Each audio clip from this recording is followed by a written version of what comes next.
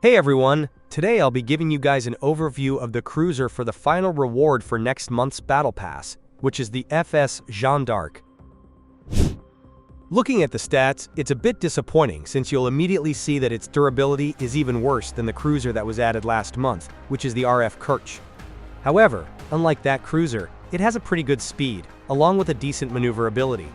In terms of visibility, I noticed that it has a lower visibility, even lower than some of the cruisers that has stealth, such as the IFCX and the Amaki.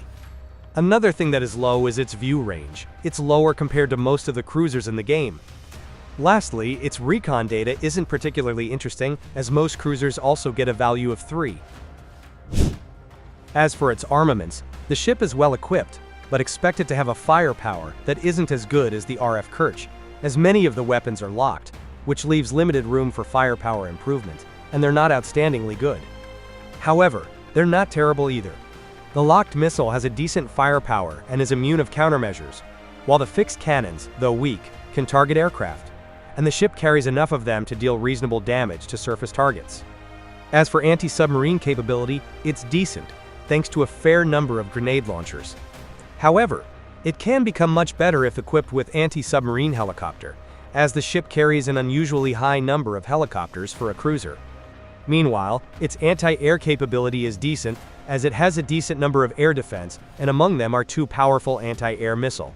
However, if we take into account the ship's anti-air cannon, its anti-air capability would be pretty good. Now that we've covered everything the ship has to offer on the surface, let's take it for a few test runs with different builds to see its performance and damage potential. For the first test, I used the lethal combination of TRG and BrahMos 2, which is something I personally often use.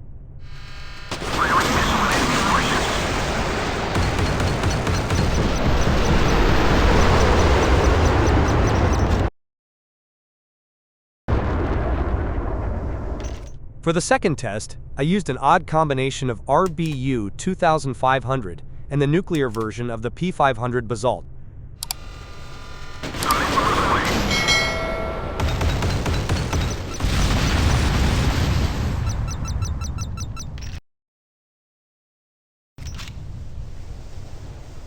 For the third test, I used a combination of Scalp Naval and A22, which is a cheap combination.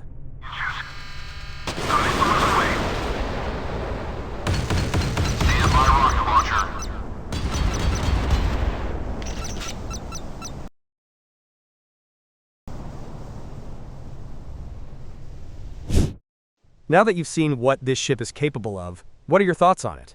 Let me know in the comment section below. I'd love to hear your thoughts on it. Before we wrap things up, I'll leave you guys a video of an offline gameplay of the ship for you guys to see how it performs in battle, and that'll be it for today's video. Hopefully you guys like it, and if you all did, please leave a like and subscribe to support me. Thank you so much for watching.